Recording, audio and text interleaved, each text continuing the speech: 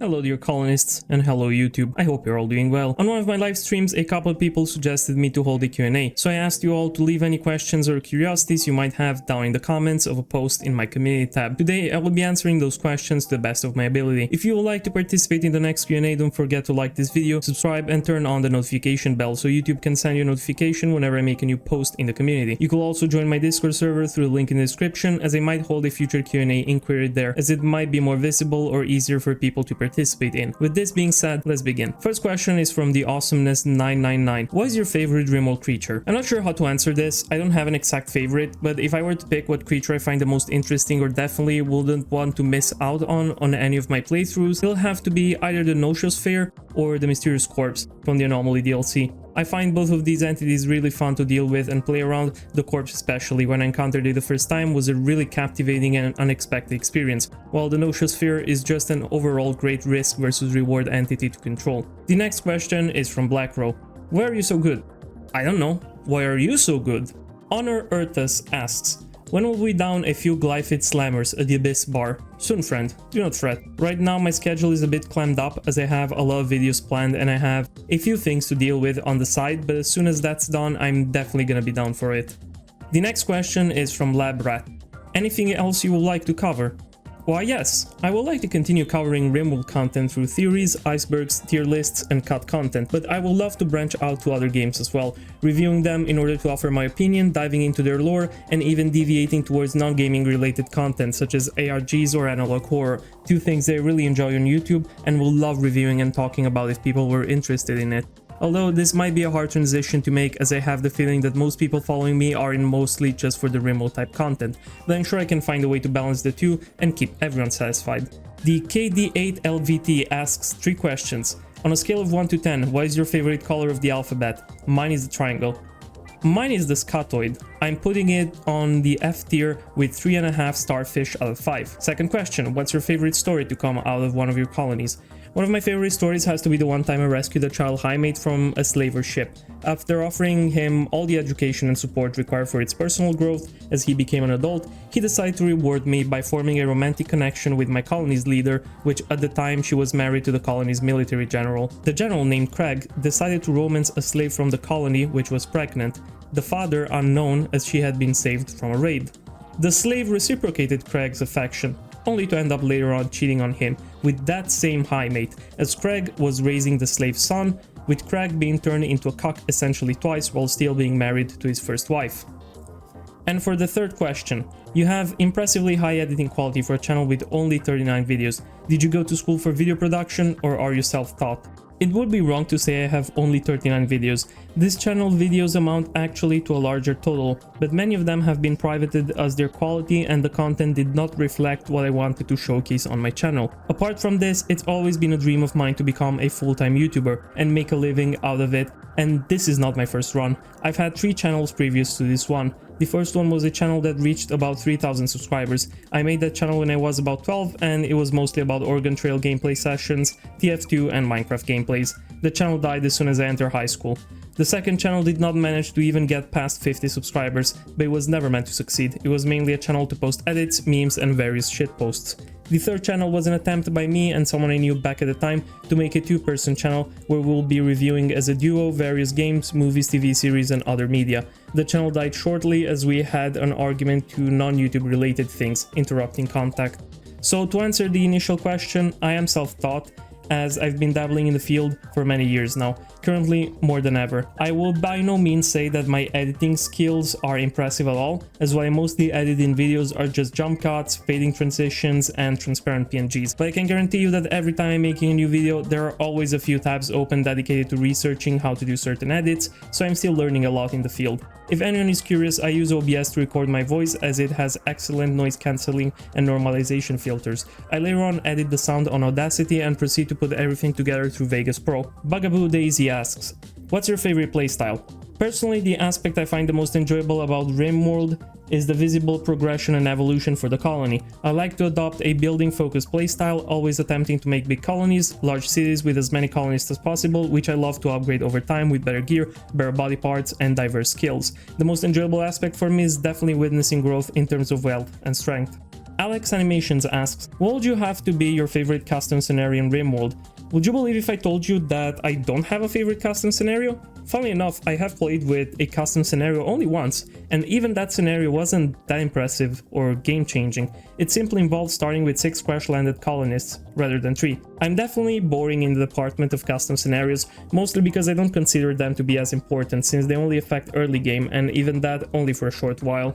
This slide follows next with this question. I'm curious about your thoughts and feelings towards how Rimworld handles its lore, especially as someone who makes these videos. Unlike most games, while there are consistent facts that can be extracted, the lore is kept fairly vague, and many players won't even see the lore that does exist. I have to say, I do enjoy how Rimworld handles its lore. All in all considered, the point of Rimworld is to be a story generator. The reason why there isn't an exact or precise lore and why the game doesn't hold your hands in that regard, only offering surface level flavor text and basic information, is because the game succeeds in laying down the foundations for a story, allowing you to properly build how the story proceeds in the way you personally want to. I also think that having most of the lore hidden through context is very fun, as it always feels satisfying in discovering new things, which is a process I'm going through with these videos during my research phase. I enjoy finding out new things I had no idea of about one of my favorite games. The only issue that can appear with Rimworld's lore being so decentralized, with bits and pieces scattered at random in various sources, is that it can become hard to find, easily creating confusion at times. I've been accused a few times of misinformation, with the lore being presented in the video to be false and simply made up, but I've disproved these accusations by providing official sources to each information relayed. The accusation in question appeared on my video regarding world types, and I can see how this kind of confusion could appear, due to these world types being barely mentioned throughout the game, most of their information coming from the Crypto Sleep Revival briefing, an official lore document from the game developer, which is also simply never mentioned within the game in any clear way, while other information is hidden throughout the game files as it's used to generate backstories for pawns or ideologies. Once again, really hard to find unless you're specifically looking for it, something that can create a lot of confusion in terms of what is canon and not. Another question from Honor Urtas. Who's your favorite musician? I don't have a favorite musician that I follow constantly, but some of the artists I enjoy are Gorillaz, Pilot Red Sun, XXXTentacion, Lil Peep, Hopsin, Igor, Windows 96, Macintosh Plus, and a few Romanian artists, namely Subcarpați, a band that mixes rap and folk music together. Even if you don't understand Romanian, I would 100% suggesting you to listen to some of their tracks, as the beats are fantastic. For that purpose, I recommend you the following songs: De Foale, the live session, which has a fantastic instrumental track, and Rap de Inima from the Sub album, launched in 2016. Again, even if you don't speak Romanian, you'll probably be entranced by your fantastic instrumentals. Those guys have amazing talent. Hello there, Foy7778 asks, what is your favorite country? Once again, you'll notice I'm gonna have a difficult time answering this type of question. I really don't have favorites, I like different things for different reasons. But I can tell you that the 3 countries I like the most are Iceland, the Netherlands, and Portugal. Unknown Music Guy 8637 asks the following question. Insectoids in Rimworld are very underutilized in the game. What changes and additions will you do to make bugs more interesting as an enemy, or maybe as a pet/combat pet? I've expressed my dissatisfaction with how little content there is regarding insectoids in Rimworld before. Changes or additions that I will bring in this field are the following.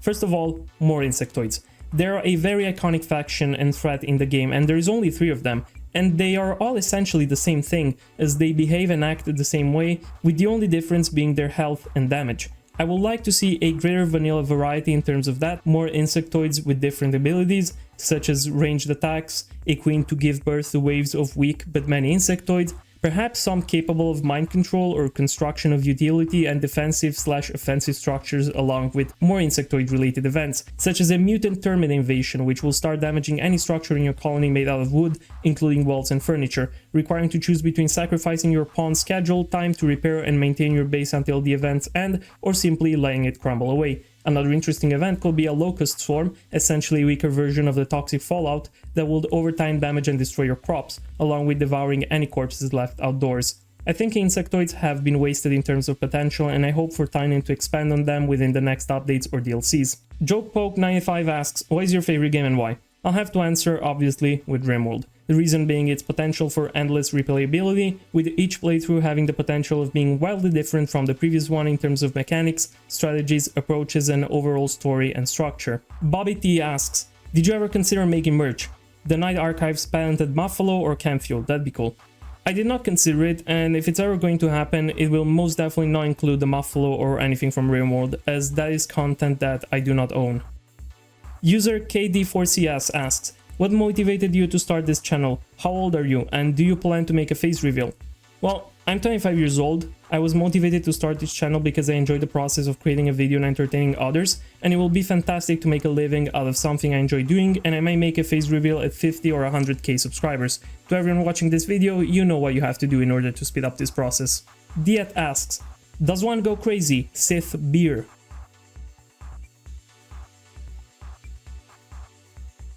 Only if you drink beer that makes you go crazy.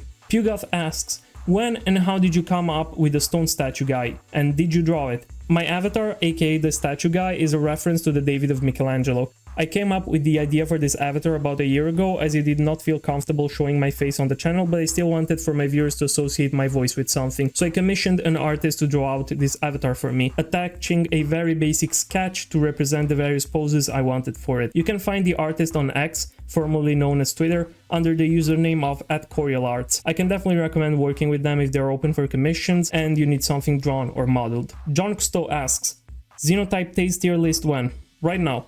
Heimet is S tier, everything else is F tier.